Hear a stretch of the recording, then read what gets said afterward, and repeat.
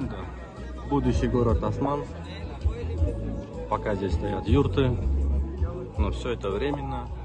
Совсем скоро здесь будет абсолютно новый город построен.